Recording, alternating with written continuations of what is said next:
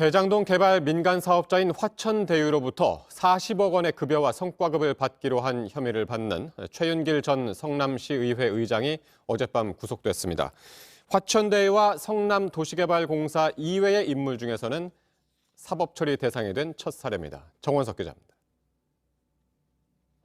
구속 전 피의자 신문에 출석한 최윤길 전 성남시의회 의장은 죄송하다는 말만 반복했습니다. 혹시 오늘 혐의 어떻게 소명하실 건가요? 여전히 혐의 부인하시나요? 이쪽으로 오세요. 이쪽으로. 죄송합니다. 네. 최 전 의장은 2013년 시의회 의장 시절 대장동 민관합동 개발을 위해 성남도시개발공사의 설립 조례안을 통과시키는데 핵심 역할을 했습니다. 경찰은 최 전 의장이 2012년 3월 화천대유 대주주 김만배 씨로부터 청탁을 받아 주도적인 역할을 했다고 보고 구속영장을 신청했습니다. 2020년부터는 아예 화천대유의 부회장을 맡습니다. 급여와 성과급 명목으로 40여억 원을 약속받고 실제로 8천만 원을 받은 것으로 알려졌습니다. 법원이 어제 구속영장을 발부하면서 최 씨는 구속 수감됐습니다. 영장 심사에서 최 전 의장 측은 공사 설립과 관련해 청탁은 받은 적 없다며 혐의를 부인한 것으로 전해졌습니다. 그러나 법원은 범죄 혐의가 소명되고 증거 인멸의 염려가 인정된다고 설명했습니다. JTBC 정원석입니다. 네, 5명의 실종자를 찾고 있는 광주 아파트 붕괴 사고 현장에서는 고층부 수색을 위한 준비가 이제 시작이 됐고요. 타워 크레인 해체 작업도 내일부터 본격적으로 들어간다고는 하는데 여전히 작업이 쉽지가 않은 상황입니다. 현대산업개발에 대한 노동자들의 고발도 나왔는데요. 불법 하도급이 부실공사로 이어질 수밖에 없었다는 주장입니다. 정아람 기자입니다. A씨는 1년 전쯤 대구의 한 아이파크 아파트 공사 현장에서 일했습니다. 그런데 A씨를 고용한 업체는 현대산업개발도 하도급 업체도 아닌 개인 인력 회사입니다.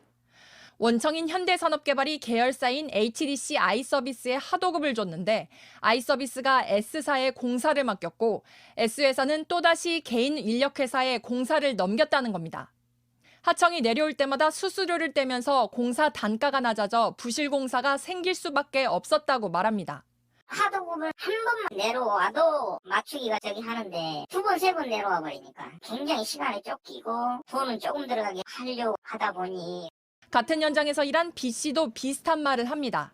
10,000원을 돈을 준 사람은 10,000원의 값어치 퀄리티를 원하겠죠. 그런데 맨 마지막에 하청받은 사람은 6천 몇백 원밖에 공사를 진행을 못하니까 어떻게 해야겠어요.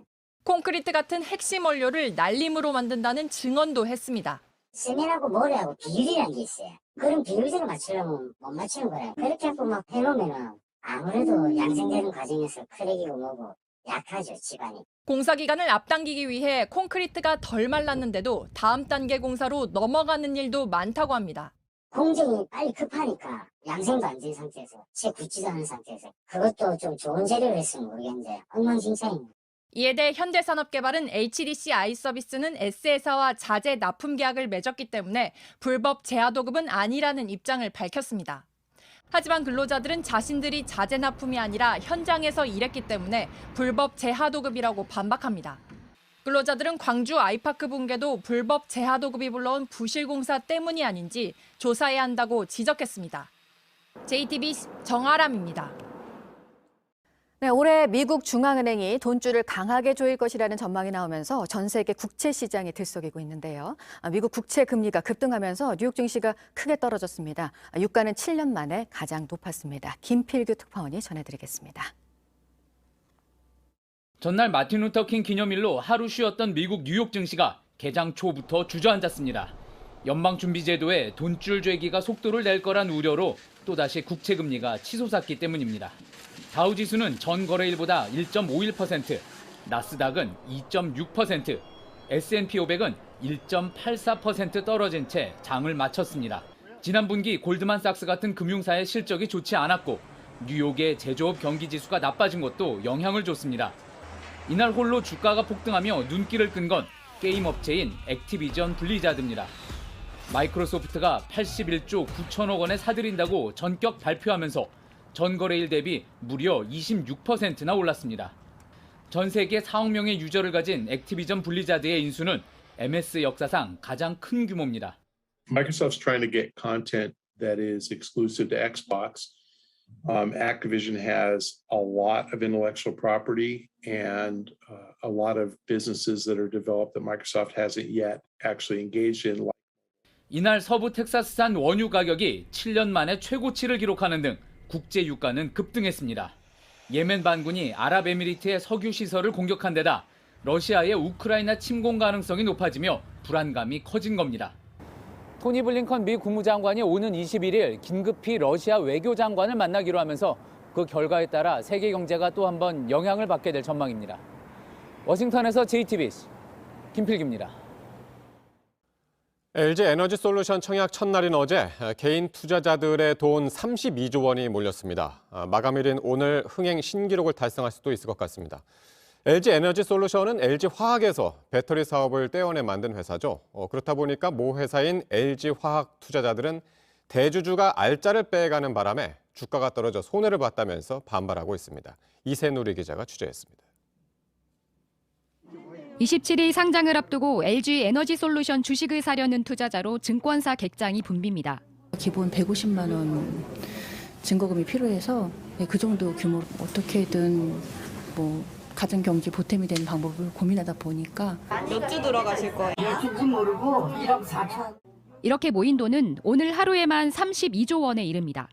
앞서 기관 투자가 수요 예측에서도 일경이란 천문학적 금액이 몰렸습니다. LG 에너지솔루션에 돈이 몰리는 건 미래 사업인 전기차에 들어가는 배터리 생산에서 글로벌 선두권 업체이기 때문입니다. 그런데 LG화학의 소액주주들은 대주주가 알짜만 빼가서 피해를 봤다고 반발합니다.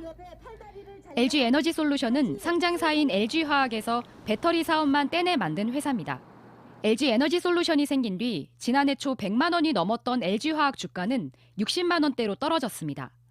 소액주주들은 회사를 쪼갠 방식도 대주주에게 유리하다고 지적합니다. 기존 회사의 소액주주도 새 회사의 지분을 갖는 인적 분할이 아니라 소액주주는 지분을 갖지 못하는 물적 분할을 택했다는 겁니다. 물적 분할이라는 게 기존 주주들한테는 너무나 불합리한 거예요. 대주주들은 그렇게 손해도 안 보면서 일반 개미들은 완전히 그냥 이런 방식으로 알짜 사업만 쪼개서 다시 상장하는 건 요즘 국내 기업 사이에서 유행처럼 번지고 있습니다. LG화학과 SK이노베이션에 이어 포스코와 카카오, 이마트도 추진 중입니다. 자회사가 분할돼 나갔을 때 이제 거기에서 나오는 피해를 이제 소액주주들이 그대로 현금으로 보상해주는 방법도 실제로 사례는 있습니다. 여야 대선 후보도 물적 분할 보완책을 공약으로 내놔서 앞으로 보완책이 나올지 주목됩니다. JTBC 이세누리입니다. 전현직 경영진의 횡령 배임 혐의로 1년 8개월 동안 거래가 정지됐던 신라젠에 대해서 한국거래소가 상장 폐지를 결정했는데요.